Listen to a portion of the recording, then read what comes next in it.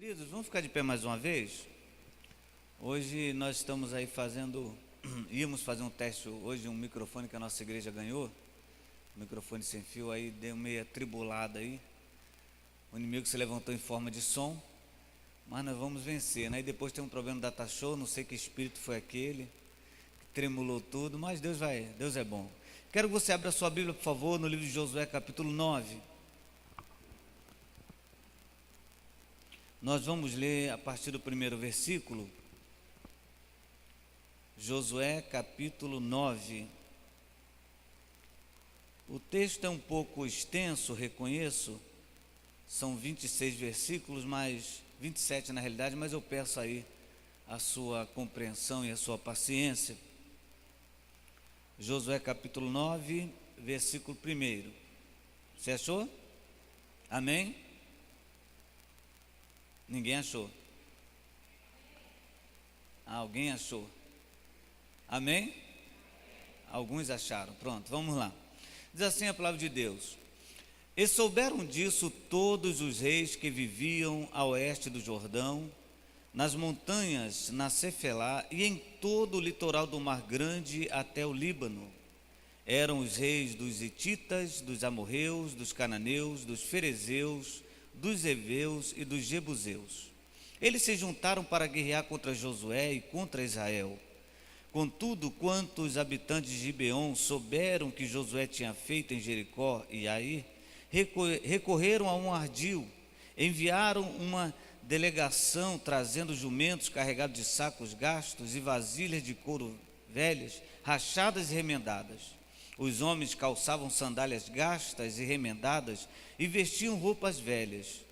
Todos os pães do suprimento deles estavam secos e esmigalhados. Foram a Josué no acampamento de Gilgal e disseram a ele e aos homens de Israel: Viemos de uma terra distante, queremos que façam um acordo conosco. Os israelitas disseram aos heveus: Talvez vocês vivam perto de nós. Como poderemos fazer um acordo com vocês? Somos seus servos, disseram a Josué. Josué, porém, perguntou: Quem são vocês? De onde vocês vêm? Eles responderam: Seus servos vieram de uma terra muito distante, por causa da fama do Senhor, o seu Deus. Pois ouvimos falar dele, de tudo que fez no Egito, e de tudo que fez aos dois reis dos amorreus, a leste do Jordão, Seom, rei de Esbom, e Og, rei de Bazã, que reinava em Asterote. E os nossos líderes e todos os habitantes da nossa terra nos disseram: Juntem provisões para a viagem, vão encontrar-se com eles e digam-lhes: Somos seus servos, façam um acordo conosco. Este nosso pão estava quente quando o embrulhamos em casa no dia em que saímos de viagem para cá, mas vejam como agora está seco e esmigalhado. Estas vasilhas de couro que enchemos de vinho eram novas, mas agora estão rachadas, e as nossas roupas e sandálias estão gastas por causa da longa viagem. Os israelitas examinaram as provisões dos heveus, mas não consultaram o Senhor. Então Josué fez um acordo de paz com eles, garantindo por palhas vida, e os líderes da comunidade o confirmaram com juramento. 3 dias depois de fazer o acordo com os gibeonitas, os israelitas souberam que eram vizinhos e que viviam perto deles. Por isso partiram de viagem e 3 dias depois chegaram às cidades dos heveus, que era Gibeon, Quefira, Beerote e Kiriat Jearim. Mas não os atacaram, porque os líderes da comunidade lhes haviam feito um juramento em nome do Senhor, o Deus de Israel. Toda a comunidade, porém, queixou-se contra os líderes e lhes responderam: Fizemos a eles o nosso juramento em nome do Senhor, o Deus de Israel, por isso não podemos tocar neles. Todavia nós o trataremos assim: vamos deixá-los viver, para que não caia sobre nós a ira divina por quebrarmos o juramento que lhe fizemos. E acrescentaram: Eles ficarão vivos, mas serão lenhadores e carregadores de água para toda a comunidade. E assim se manteve a promessa dos líderes. Então Josué convocou os gibeonitas e disse: Por que vocês nos enganaram dizendo que viviam muito longe de nós, quando na verdade viviam perto? Agora vocês estão debaixo de maldição. Nunca deixarão de ser escravos, achando lenha e carregando água para a casa do meu Deus. Eles responderam a Josué: os seus servos ficaram sabendo como o Senhor, o seu Deus, ordenou que o seu servo Moisés desse a vocês toda esta terra e que eliminasse os seus habitantes da presença de vocês. Tivemos medo do que poderia acontecer conosco por causa de vocês, por isso agimos assim. Estamos agora nas suas mãos. Faça conosco o que parecer bom e justo. Josué então os protegeu e não permitiu que os matassem, mas naquele dia fez dos gibeonitas lenhadores e carregadores de água para a comunidade e para o altar do Senhor, no local que o Senhor escolhesse, e é o que eles são até hoje. Amém e amém. Senhor, nós te louvamos pela tua palavra e nós te pedimos, Senhor, fala conosco, que o teu nome, Senhor, seja glorificado, em nome de Jesus. Amém e amém. Você pode sentar. Meus irmãos, hoje nós trazemos para você uma palavra que talvez venha fazer com que você tenha um pouquinho de saudade da sua infância. Eu quero lembrar você sobre os super-heróis. Você lembra disso? A tribulação para mim dos super-heróis é que todos eles tinham um ponto fraco. O super-herói mais forte de todos para mim era o Ultraman. Talvez você não conheça ele. Quem aqui já viu o filme do Ultraman? Ele era imbatível. A irmã está dizendo assim, meu Deus, o que é isso? Ele era imbatível, ele lutava com monstros lá no Japão, em Tóquio. Mas ele não poderia ficar muito tempo sem a luz do sol. E ele tinha uma luzinha aqui no peito dele, que quando ele ficava muito tempo sem a luz do sol, que a luzinha ficava piscando, piscando, era sinal que ele estava desfalecendo. E eu me lembro de um episódio que foi assim, o título, A Morte de Ultraman. Eu chorei muito. Chorei mais do que você chorou quando viu o Titanic. Meu Deus, como pode morrer? Aí você lembra também de outros super-heróis, a exemplo, Superman, que tem uma pedrinha, kryptonita verde, que ele não pode chegar. Tem outro super-herói também que podemos citar aqui, que é o Homem de Ferro, que tem uma roela aqui no meio dele, uma roda, que faz com que ele fique vivo. Eu fiquei muito frustrado com esses super-heróis, porque cada um deles tem um ponto fraco, mas depois de pensar um pouco, cheguei à conclusão que não existe super-heróis sem um ponto fraco. Na verdade, o que faz o super-herói é o ponto fraco, porque se ele fosse super-herói sem nenhum tipo de ponto fraco, ele não seria herói, seria Deus. Então, para não ser Deus, ele precisa de algo que o torne simplesmente falível, que o torne também mortal, que o torne também fácil presa de um inimigo. Todos nós precisamos de um ponto fraco. Se nós não tivéssemos ponto fraco, nós então nos sentiríamos o máximo, sentiríamos melhores, superiores do que todas as pessoas. Então, todos nós temos esse ponto fraco. Nós lemos esse texto aqui, que fala de um episódio, eu não sei se você já tinha lido esse texto, se você já conhecia essa história, de um povo gibeonita. Eu fiz questão de ler todo o contexto para você compreender toda a história. Eles, sabendo de que Deus tinha dado a terra de Canaã para os hebreus, e que eles também sabiam que Deus tinha dado uma ordem a Josué, e a ordem era a seguinte: matar todo o povo que habitava Canaã, matar mesmo, crianças, inclusive até animais, tinha que matar tudo. O que eles pensaram? Quando chegar a nossa vez, vamos morrer também. Então tiveram uma ideia ardilosa, foi o quê? De enganar Josué, dizendo que vinha de uma terra distante, que precisavam fazer um acordo com o povo de Israel. E Josué, que até então é o herói desse texto, é o herói desse contexto, também demonstrou ponto fraco. Ele poderia ter tomado outra atitude, ele poderia ter tomado outra decisão, ou quem sabe uma decisão de forma diferente, mas ele demonstra aqui 4 tipos de ponto fraco que nós temos, e que nós temos que lutar contra ele todos os dias. O primeiro ponto fraco aqui que Josué demonstra, e eu acredito que você também tem esse ponto fraco, e eu queria que você fosse assim muito humano em responder, em pensar e admitir que tem esse ponto fraco, que é o ego. O ego é o nosso ponto fraco maior. É aquilo que massageia a gente, é aquilo que penetra e nós nem notamos. Você lembra como os gibeonitas chegaram para Josué Eles chegaram amaciando o ego de Josué. Seus servos, nós somos seus servos, ouvimos falar do que Deus tem feito através de vocês, ouvimos falar que Deus de vocês é um Deus grande, ouvimos falar de tudo que aconteceu, de como Deus livrou vocês. Em outras palavras, vocês são um povo especiais. Foi direto no ego. Eu me recordo quando alguns anos atrás eu estava na linha vermelha. Olha, presta bem atenção, linha vermelha, Rio de Janeiro, 1h da manhã.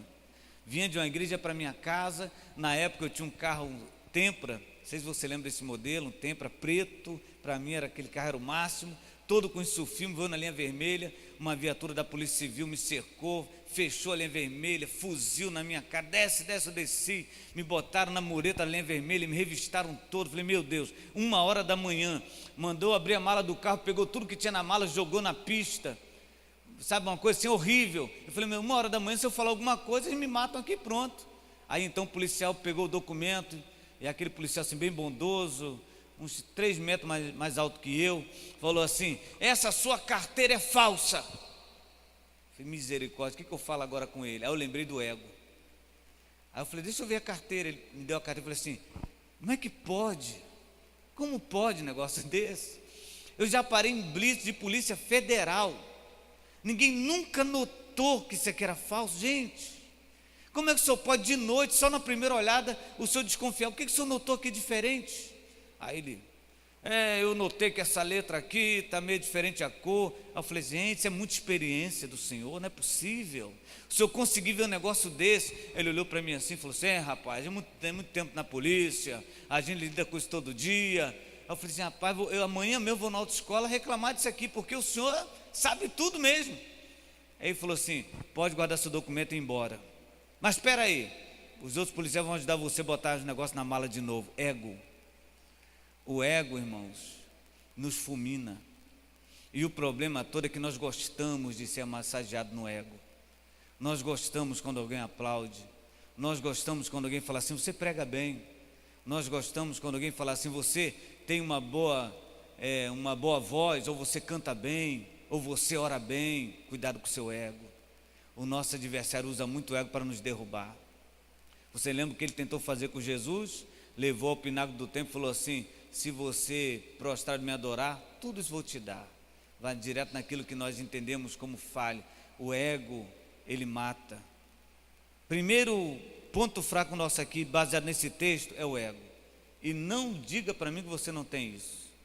Não tem jeito, você tem que controlar. Vamos então ao segundo ponto fraco que Josué demonstra aqui.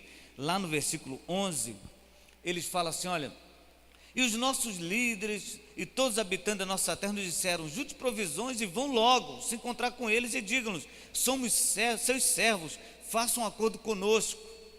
Você sabe o que tinha acabado de acontecer?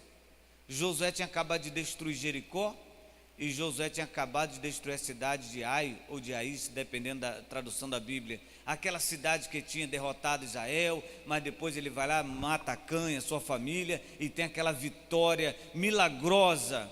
Foi depois dessas grandes conquistas que os gibeonitas chegaram. Qual é o nosso segundo ponto fraco, pastor? Emoção. As nossas emoções são o nosso ponto fraco. Você já disse alguma coisa que você se arrependeu? E depois você teve que procurar alguém e falar assim, por favor me perdoe, mas na hora eu falei sem pensar, foi a sua emoção. Nós às vezes, queridos, por causa da nossa emoção, por causa da nossa agitação, por causa da nossa euforia, nós nos tornamos presas fáceis. Nós dizemos sim, nós falamos eu aceito, sem antes examinar com a razão. Cuidado, não tome decisões baseadas na emoção. Pense primeiro, raciocine primeiro. Não deixe que a sua emoção fale maior do que a sua razão. Porque quando você fala algo, responde algo baseado na emoção, certamente ou provavelmente a sua decisão será a pior possível. A emoção também é um ponto fraco nosso. Alguém consegue negar um dinheiro a uma pessoa que está chorando? Você não se emociona? Ah, pastor, se pedir para mim, até mesmo sem chorar, eu dou. É verdade, eu conheço pessoas que choram qualquer coisa, a emoção está à flor da pele, né? Tem pessoas, por exemplo, que assistem filme, você nem sabe o que está acontecendo no filme se você olhar para o rosto dela, que ela está apática lá. Não demonstra nenhum sentimento. Mas tem gente, exemplo, a Elizabeth, que chora quando vê Chaves. Vê Chaves, tem aquele episódio que Chaves fica com fome, que o pessoal fala assim, você tomou café hoje, Chaves? Ele, não, baixa a cabeça, fica aquele fundo musical. Elizabeth chora. A emoção, né? A emoção nos faz tomar decisões errôneas. Cuidado com a sua emoção. Se você quer ser um líder, se você quer ser o líder da sua casa, a esposa fiel da sua casa, companheiro, não trate nada baseado na emoção. Quando os dois estão emocionados, não é hora de tomar decisão. Nem sim, nem não. Calma, a sua emoção é o seu ponto fraco também. Vamos aqui a outro versículo, que é o versículo 12, 13. Quando aqueles gibeonitas, de uma forma assim muito sábia, falaram assim, olhe lá os nossos pães, olha só como está o nosso pão. E eles foram lá olhar. E eles falam assim, olha, esse nosso pão estava quente quando embrulhamos em casa. São os mentirosos, tribulados eles, né? Mas vejam agora como está seco, como está esmigalhado. E eles foram lá e olharam, e pelo olhar, eles aceitaram aquela proposta. O nosso terceiro ponto fraco baseado nesse texto é a aparência. Nem tudo que reluz é ouro. Cuidado com a aparência. Cuidado em tomar decisão pelo aquilo que você vê. Cuidado. Eles quando viram aquilo, na verdade, não, com certeza, nossos olhos estão vendo. Cuidado. A aparência engana. Eu gosto muito de um texto, quando Deus fala para Samuel assim, Samuel, você olha a aparência, mas eu olho o coração. Deixa eu dar um testemunho disso. Eu não sei se eu contei para você que um dia eu fui num trabalho numa igreja, não é bem uma igreja, um culto, e o moço lá pensou que eu fosse um suicida. Te contei isso? Não, né? Eu morava num condomínio, eu tinha um carrinho muito bonzinho, o carro quebrava todo dia, quando eu ia para a faculdade ele quebrava. Naquela noite, para não fugir à regra, quando virei a chave, ele não pegou. E o vizinho de baixo meu, ele era mecânico. Aí eu fui na casa dele, no apartamento dele, e a moça, a esposa dele falou assim, não, ele está lá no culto, porque no condomínio tinha lá um salão de festa, que nas quarta-feiras era culto, aí todos os moradores iam, pelo menos a maioria ia. Aí eu estava tentando fazer o carro pegar, estava de boné, bermuda, uma camisa meia suja, falei, não dá tempo, foi assim mesmo. Quando cheguei lá no salão de festa, falei, tem como você chamar o fulano de tal para mim, por favor? Aí ele foi lá, olha rapaz, ele falou para esperar um pouquinho, que está na hora da pregação. Bom, eu falei, vou aguardar. Ele mandou o senhor entrar. Aí eu tirei o boné da cabeça, porque também seria demais, né? Tirei o boné, entrei de bermuda e sentei do lado do meu colega na frente. E está um moço lá pregando. E o moço falava assim, porque Deus é contigo, Deus está falando comigo aqui agora. E sabe aquela coisa assim bem fervorosa, que você não entende nem o A, nem o B, aquele negócio que a pessoa fala o versículo todo da Bíblia e não fala nada para você. Eu baixei a cabeça, fiquei de cabeça baixa, Senhor, tem misericórdia, abençoa o teu filho, fala e tal. Quando eu baixei a cabeça, o menino cresceu, começou a dizer, Deus está me falando aqui agora que entrou um moço aqui que queria se matar. E eu de cabeça baixa falei, Jesus, tem misericórdia, Senhor. Salva esse moço, liberta esse moço, pelo amor de Deus, né? Liberta, não deixa ele se matar não. E o menino continuou, mas Deus trouxe você aqui, você entrou aqui quase no final do culto, porque Deus não deixou. Eu falei, Jesus, será que isso é comigo? Falei, mas não vou levantar a cabeça não, continuei cabeça baixa. Aí ele falou, quem quer aceitar Jesus? Vamos ficar de pé. Então ficou de pé, eu bonezinho assim no peito, fiquei de cabeça, de olhos fechados. E o moço começou a cantar corinho, pelo sangue, expulsando demônio, eu lá, Jesus, tem misericórdia, quem quer aceitar Jesus? Quando eu vi que a voz dele estava aumentando, ele estava falando para mim, quando eu olhei, estava de frente para mim. Você quer aceitar Jesus? Eu falei, agora, o que eu faço? Aceito Jesus de novo? Não aceito? Fiquei, meu Deus, fiquei calado, fiquei parado assim. Ele não quer não, olha, quem não vem pelo amor, vem pela dor. Bom, teve um jovem que não aceitou, quando saiu do culto, o caminhão passou por cima dele. Eu falei, meu Jesus, estou lá. Ah, meu Deus do céu, quando aquela forçação de barra acabou, o dirigente do culto falou assim, queridos, vamos agradecer a Deus por a reunião, agradecer o ano que veio e tal. Eu quero perguntar se no nosso meio tem algum pastor ou presbítero para dar a bênção apostólica. Aí o meu colega que era mecânico levantou a mão e falou assim, tem o pastor Fernando. Misericórdia. Quando ele falou isso, aí o dirigente ficou assim me olhando, vem aqui pastor, por favor. Aí eu fui. Aí o pregador baixou a cabeça, mudou, né? Agora quem baixou a cabeça foi ele. baixou a cabeça, aí eu não pude deixar passar, né, irmãos? Aí eu falei assim, querido irmãos, a aparência engana, não olhe para a aparência. Você pode olhar para uma pessoa e você não dá valor nenhum para ela, é ser um homem de Deus, uma mulher de Deus.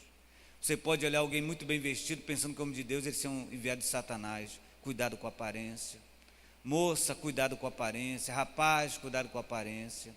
A aparência é um laço para nossas vidas. Aquela que está na vitrine é só para te chamar a atenção, só para te seduzir. Cuidado, a aparência também é o nosso ponto fraco. Cuidado com seus olhos. Peça a Deus para dar discernimento, porque a Bíblia fala que nós não vivemos do que vemos, mas nós vivemos do que cremos. Que o nome do Senhor seja glorificado na nossa vida. E por último aqui, eu vejo o último ponto fraco no texto, né? Que se fosse citar todos os meus pontos fracos, não virar noite aqui. Mas no texto, lá no versículo 14, quando Josué, a Bíblia fala assim, que os israelitas examinaram as provisões, olharam as provisões, mas não consultaram ao Senhor. Sabe qual é o nosso quarto ponto fraco aqui? É pensar que sabemos demais. Sabemos de tudo. Existem decisões, e cá entre nós você há de concordar comigo, que nós não oramos mais. Existem coisas que fazemos e fazemos porque estamos na experiência. Não consultamos mais o Senhor. Não consultamos a Deus para coisas essenciais. Não consultamos a Deus por coisas efêmeras. Na realidade, consultar a Deus hoje virou quase uma utopia no meio da igreja. Orar é somente um discurso, falar com Deus é somente algo que nós falamos, mas não passa de uma grande falácia. Consultar a Deus sobre o que Ele quer para a nossa vida. Nós temos o costume de fazermos projetos, e somos levados a isso, é verdade, porque existem frases aí, se você não pode abandonar o seu sonho, sonhe, você tem que ter isso. Bom, temos que ter sonhos, é verdade, mas temos que saber qual é o sonho de Deus para a nossa vida. Nós fazemos projetos, nós fazemos planos, nós queremos e achamos que é o melhor para nós e esquecemos de consultar ao Senhor. E o pior de tudo é que quando dá errado, quem nós culpamos? O próprio Deus. Deus não viu? Será que Deus não cuida de mim? Será que Deus não me ama? Será que Deus não está me olhando? Tudo está dando errado. Parece que Deus é o culpado de nós não consultarmos ao Senhor. E o fato de eles não consultarem a Deus causou aqui essa precipitação, porque quando nós não consultamos a Deus, a primeira coisa que nos vem como consequência é nos precipitarmos, é orarmos pouco e não esperarmos a resposta de Deus. Você sabe que Deus fala, não sabe? Você crê que Deus fala? Por que então você não escuta a voz dele? Por que eu não escuto? Porque esperar, irmãos, aquela história do Salmo 40 é só uma poesia. Esperei com paciência. Que é isso? Nosso Deus é Deus do já, tem que responder agora. Não se precipite, consulte ao Senhor. A vida do cristão em tudo gera consequências. Dá um exemplo aqui muito mais simples, não é o nosso tema aqui, mas é um exemplo mais simples de você compreender. Um casamento para um cristão não é somente uma união no cartório. Casamento para o cristão significa ministério. Se você casar mal, meu querido, está atribulado para o resto da vida. Se você casar mal, minha irmã, está atribulado para o resto da vida. Casamento para o cristão é algo que deve ser pensado, consultado, perguntado a Deus, e Deus responder de verdade. Não é aquilo de você fazer com aparência, na euforia, na emoção. Não, eu vou porque é alto, porque é baixo, porque tem carro, porque não tem, porque tem casa, porque não tem. Cuidado, consulte ao Senhor. Consulte a Deus primeiro, porque aquela pessoa que você acredita que é algo de Deus para a sua vida pode ser uma seta para te afastar da presença do Senhor. Cuidado, consulte a Deus, porque se você não consultar a Deus, você está dizendo, eu acho que eu sei tudo, a minha sabedoria é suficiente, e na verdade, irmãos, nós não sabemos de nada. Vou fazer uma pergunta simples para você, e eu queria que você, é claro que de forma introspectiva, não precisa falar, mas eu queria que você respondesse para você mesmo. Você sabe o que vai acontecer com você daqui a meia hora? É uma pergunta simples. Talvez você fale assim, pastor, daqui a meia hora eu vou estar indo embora. Você sabe disso? Você tem certeza disso? Você tem certeza que daqui a meia hora você estará na cantina? Você tem certeza que daqui a 2 horas você vai estar dormindo? Nós não sabemos o que será de nós, nem 10 minutos à nossa frente. 10 minutos, nem 9 minutos, nem 1 minuto você sabe. Inclusive você não sabe o que vai ser de mim, de você, daqui a 1 segundo. Nós não sabemos, mas Ele sabe. Ele sabe, por isso nós devemos perguntar a Ele, por isso nós devemos consultar ao Senhor, porque Ele é o dono do tempo, Ele é o Senhor do tempo, Ele é o Senhor da nossa vida, Ele é o mesmo ontem, hoje, será eternamente. Ele é aquele que nos guardou ontem, nos guardará amanhã. Consulte a Deus, seja humilde, seja simples e peça ao Senhor orientação, peça ao Senhor para dizer para você o que você precisa fazer. Esses 4 pontos fracos aqui, eu vou terminar dizendo para você o seguinte, que não tem como eliminá-los, não tem como fazer uma oração aqui agora e arrancar de você o seu ponto fraco, não tem como fazer aqui um voto a Deus, igualzinho alguns anos atrás, um moço que era recém-casado, 1 semana de casado mais ou menos, ele falou para mim que tinha feito um voto a Deus, e ele ia fazer 60 dias de consagração. 60 dias, irmãos, de consagração. Irmão recém-casado, irmão vigia, irmão. Não, já está tudo combinado com a minha esposa, 60 dias, sem contato, sem nada. Mas por que, irmão? Por que, irmão, vai fazer esse voto? Para Deus tirar de mim a paixão sexual. Eu falei, como? Aí ele falou assim, pastor, Deus não vai tirar não. Eu falei, rapaz, você quer virar o quê? Eunuco? Você tem que controlar. Você lembra o que Deus falou para Caim? Caim, o pecado bate a porta. Eu vou tirar de você essa tentação, foi isso que Deus falou? Eu vou tirar de você esse desejo, foi isso que Deus falou? Não, cabe a você dominar. Deus não tira o nosso ponto fraco, Ele nos dá força para superá-lo. Agora o ponto fraco, ele vai ficar sempre em você. Por isso o apóstolo Paulo fala assim, quando digo que estou fraco, aí é que estou forte. O apóstolo Paulo também nos ensina quando diz o seguinte, eu orei a Deus para Deus tirar de mim esse espinho na minha carne. O que Deus falou para Paulo? Paulo, a minha graça te basta, porque o meu poder se aperfeiçoa na sua fraqueza. Não tem como tirar de nós o ponto fraco, cabe a você dominar, irmão. Cabe a você lutar contra ele. Não adianta também você usar o seu ponto fraco como desculpa. Ah, pastor, o senhor sabe que a carne é fraca, o inimigo está furioso, eu tenho esse lado fraco mesmo. Todos nós temos, mas cabe a você dominar. O ponto fraco não é justificativa para Deus. O ponto fraco não é simplesmente um perdão ou a obrigação de Deus nos perdoar. O ponto fraco é somente para nós nos colocar no nosso devido lugar. Porque tem crente, irmãos, que acha que é quase um Deus e o ponto fraco nos coloca no nosso lugar. E eu faço aqui agora uma pergunta, e essa eu queria a resposta com levantar das mãos. Quantos aqui tem pelo menos um ponto fraco? Está com medo, irmão? Pelo menos um. Não é tribulado o negócio? Misericórdia, você ora, você busca, e aquele negócio está te atribulando, está te martirizando, mas maior é o Deus que está na sua vida, maior é o Deus que te salvou. Por isso a Bíblia fala assim, aquele que está em Cristo, nova criatura é. Sabe, o poder do sangue de Jesus é renovador no perdoar pecados. Jesus é misericordioso, por isso você está de pé, por isso eu estou de pé, porque Senhor, nosso Senhor Jesus nos ama e pelo seu sangue nos lavou dos nossos pecados. Agora preste bem atenção, o nosso adversário gosta de usar o nosso ponto fraco. Esse é o problema. Tem crente que fala demais, tem crente que fica dizendo tudo para o diabo não tem nem trabalho, e o diabo usa o nosso ponto fraco, e ele sabe. Alguma vez me perguntaram, pastor, o diabo lê pensamento? Claro que não. Mas como então ele identifica as minhas falhas? Porque você demonstra o seu olhar, o que você fala, o que você faz.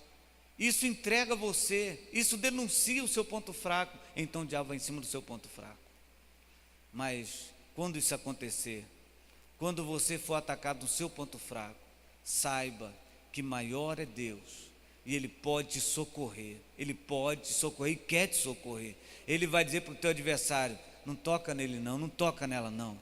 Ele é fraco, ele é falha, ele é limitado, mas ele é meu filho, ele é minha filha e a vida dele está nas minhas mãos. Deus é aquele que cuida das nossas vidas. Seja um crente verdadeiro, seja sincero, e Deus há de glorificar, não o teu nome, mas o nome dele na tua vida. Tem muitas pessoas acreditando que Deus está preocupado em honrar pessoas, né? Deus vai te honrar, irmão. Deus vai honrar você. Irmãos, Deus está, se é que está preocupado, não vou nem usar a expressão, Deus quer honrar o nome de Jesus. A Ele a honra, a Ele glória, a Ele louvor, a Ele adoração. E com relação à nossa vida, Ele quer nos abençoar, irmãos. Não, pastor, eu fui chamado para ser honrado, eu não fui chamado para ser cauda, eu não fui chamado para ser membro de banco, eu tenho que ser honrado. Cuidado. Você já está dizendo o seu ponto fraco, né? O ego. O ego já está sendo demonstrado. Mas creia em Deus. Acredite em Deus. Deus é poderoso. Assim como em Josué, Deus teve misericórdia, Deus também terá misericórdia da minha vida e também terá misericórdia da sua vida. Se nós clamarmos a Ele, Ele é fiel e justo para nos perdoar e para nos abençoar. Você crê nisso? Vamos ficar de pé então, vamos orar e vamos agradecer ao Senhor.